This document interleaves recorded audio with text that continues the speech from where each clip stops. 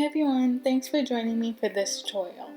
Today I'm going to be showing you how to create a drop-down menu for your navigation bar. But first, make sure to subscribe and hit that bell button so you never miss a new video.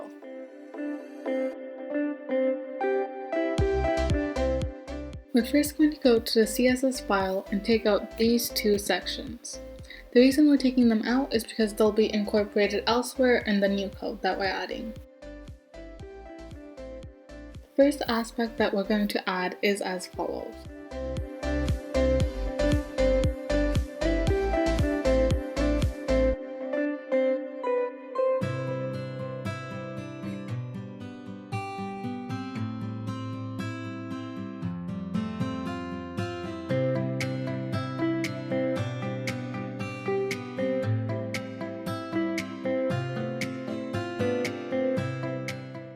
Now this setup is going back to descendant selectors and combining selectors, except these selectors are now combined with a class. This section is styling all the links in the list that are part of the drop-down class. So basically, it's styling the links that come up once you hover over the bar. This piece of code, display inline block, just means that the elements can be set to a certain height and width, and you can add padding so the text is not right up against other parts of the list. Next, we're going to add the following pieces of code.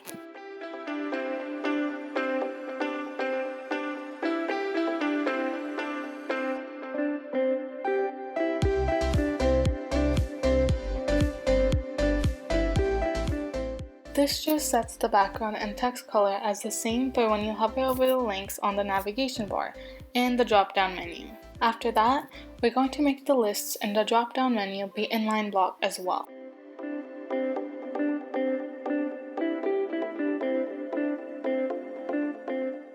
Now we're going to style the drop-down menu, as in the entire bar that comes up.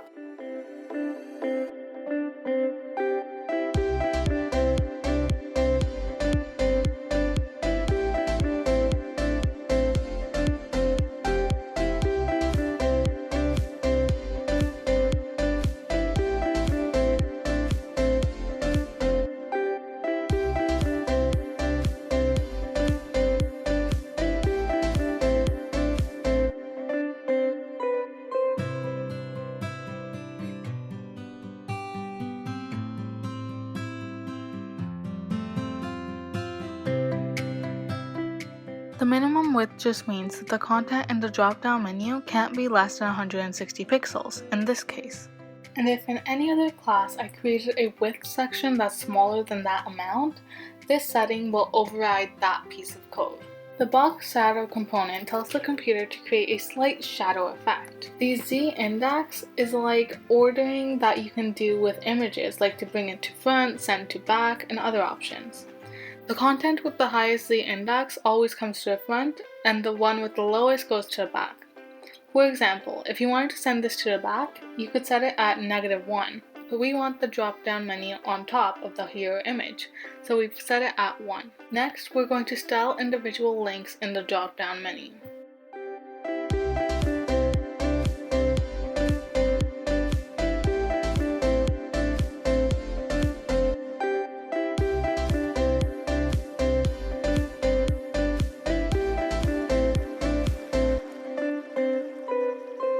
As you can see, the padding here has two numbers, which is something that we haven't seen before. The first number is basically just styling the top and the bottom of the box. So how much space is there going to be between the edge of the top of the box and the text, and between the bottom of the text and the bottom edge of the box. The second one is styling the left and right edges of the box and how much space is there.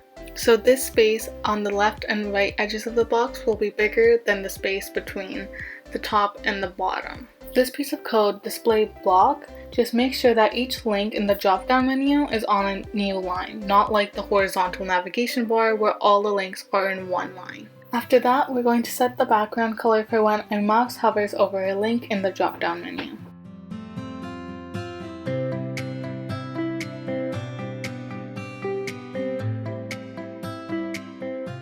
Now once again, we're going to add that all the drop-down content is using the display block to make sure that it starts on a new line.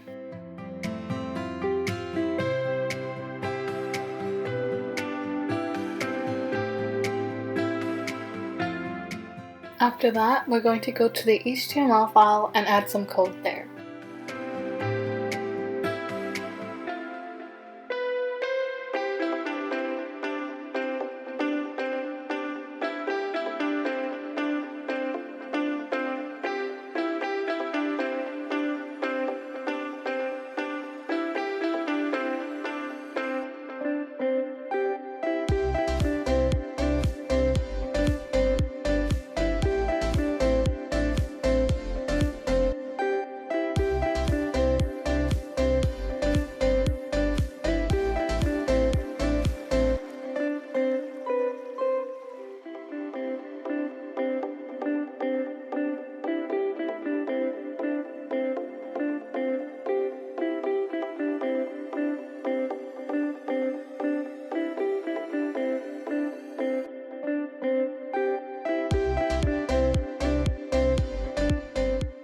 We just set up the Dropdown class ahead of the sections of the navigation bar that are using the Dropdown.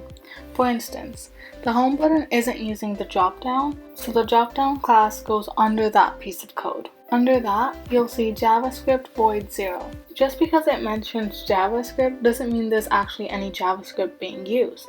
This line is actually to make sure that the browser stays on the page that it's on if the button section directly on the navigation bar is clicked. For example, if the About Me section on the navigation bar is clicked, the browser will stay on the same page. It won't link to any other page. This is because the void operator returns an undefined value to the computer if the button is clicked, so that the browser stays on the page that it's currently on. Then you have the classes for the drop-down button and content. This is to make sure that the style that we created in the CSS file appears on the web page. After the drop-down content class, you have a list of the items that will appear in the drop-down menu. If you compare them to the items that are seen on the bar directly, you'll see that those have a list element before them. These ones don't. These ones don't have a list element because we have the list class, so they don't need one. Then you do the same thing for any other drop-down menus you want to add for any other buttons on your navigation bar, and then add all the end tags at the end. Also, I forgot to mention two things earlier. First thing is that you need to put the end tag for the list class, and the second one is that you need to have a comma here or else the code isn't going to work. You can also add the navigation bar under or on top of the hero image if you want by moving the placement of the code. If you want to move it to the top, just put the code before the hero image div class. I'll do that now. I put the code on top of the div class for the hero image, and now I'll show you it in the browser. That's what it should show up as, so you can see the drop-down menu here. You can also move the bar under the image by putting the code under the div tags for the hero image and hero text.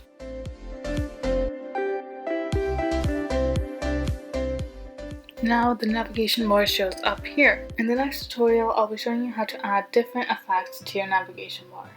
Thanks for joining me for this tutorial, and check out the next tutorial to learn more.